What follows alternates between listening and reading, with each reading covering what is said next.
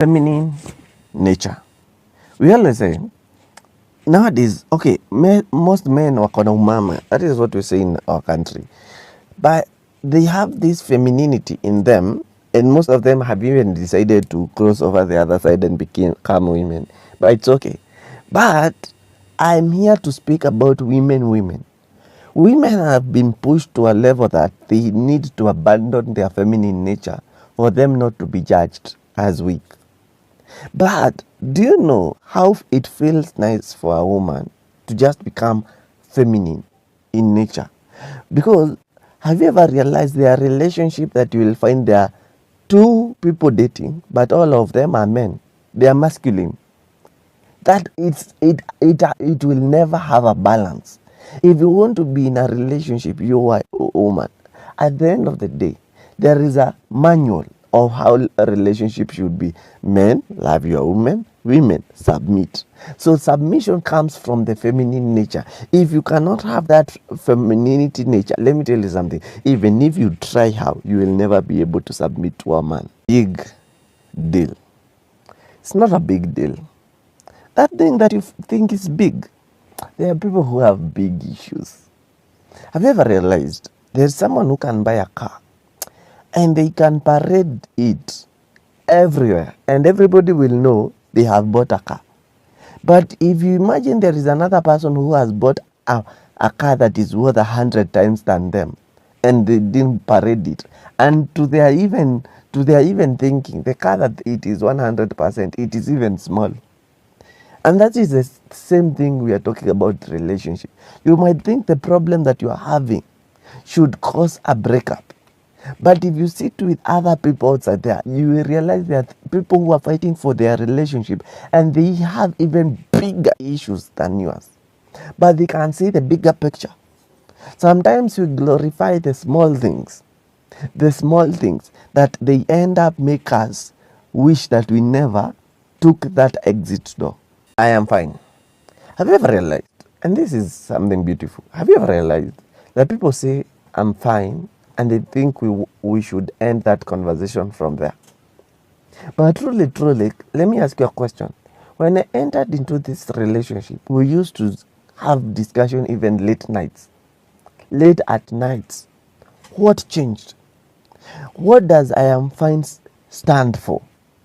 If you don't go to the depth of I am fine, that one I am fine will later come destroy our relationship. Those are burdens that you have put in your heart, in your closet, that one day we will remember and it will break us all. And that's why I usually say, instead you say I'm fine, just keep quiet. Say I'm not ready to speak. Because now you are closing a chapter that truly has not been closed in your mind or in your heart. So later it come to destroy us because you are unable to speak to me. Who will you speak to if you don't speak to me? First time, I hate something. Okay, I told you I can't do long distance. But if all we do is audio, I will doubt our relationships. Because if you cannot see the people expression, you know what is FaceTime? Let me show you. FaceTime is when we can meet, I can see you. So there is a FaceTime, like we are speaking. So I know your expressions, I know your gestures, your face can tell. You know, they say the face can tell a lot more than what words can say. Although there are people who have a poker face.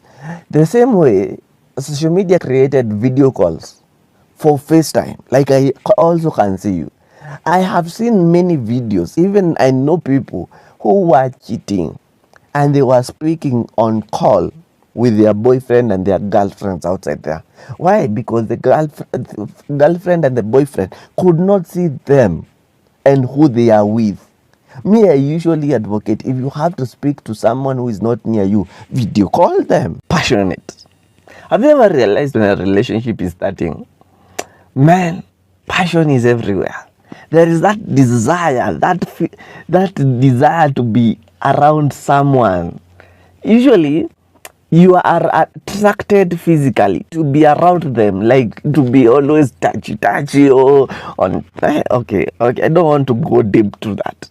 But the more you progress in relationship, you start realizing that you cannot eat one meal every time. the zeal of being together becomes a story to be told, and it comes dying. And later you feel tempted to find another person that gives you that kind of thing. Do you know that kind of thing is not given? That kind of thing, usually people find it when something is new. It's like when a car is new. People always want to drive it. Most of us have parked cars outside. Why? Because the passion left it. Because it got old. Privileged. I sometimes envy people who took time to build their life, okay, and they have a career, or they have some businesses here and there, so they are financially stable. They have a community like a church, a mosque, or a belief system, so they are spiritually stable. Then physically they went for gym, they eat well, so health wise and physically they are stable. Then, okay, what have we forgotten? Mentally stable. They know where they are headed. Now, the last thing they look for, it is emotion. You guys are privileged. If you are dealing with emotions as the last thing, that is privilege. Because most of us are starting with emotion. By the time we figure these other things, our emotions have been broken. Our heart is scattered everywhere. Once betrayed. They say, lie to me or cheat on me, shame on you. Cheat on me again, shame on me. Once bitten, twice shy. The moment you get betrayed the first time, please, and I'm telling you the truth, please don't go back there.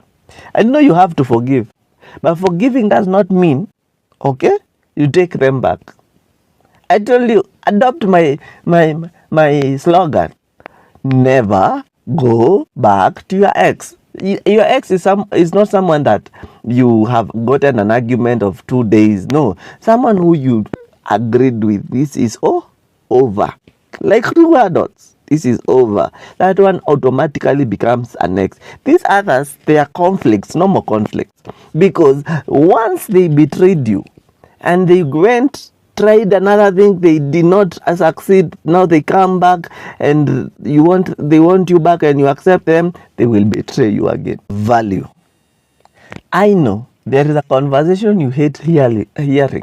It says that if you want to be in a relationship, ask yourself, what are you bringing on the table? Do you know this life works like this? Value for value. Value for value. So if you want someone who is financially stable, ask yourself, what are you bringing on the table? If you want someone who is mentally stable, what are you bringing on the table? Don't be those pests that all you do is to suck someone else's value. In a relationship, you need to be given and you give back. It's a partnership. We are growing together. But don't tell me I'm the only one who is bleeding on you. No. We need to bleed on each other for us to grow. Reputation. I know you usually say, I don't care what they say. I don't care what they say. Let me tell you something. You know, it's an error to think that you will not really care.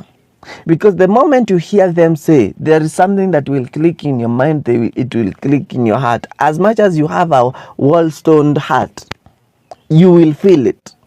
And sometimes we enter into a relationship with people with bad reputation. And when we are addressed as, okay, when someone wants to describe us, they describe us with a bad reputation of our partner. And it is something that you need to think about your generation. Because the moment you will have kids with someone that has a bad reputation, those kids will be regarded or called or addressed as children of that reputation. Because at the end of the day, a good reputation, a good man leaves a good name for their children.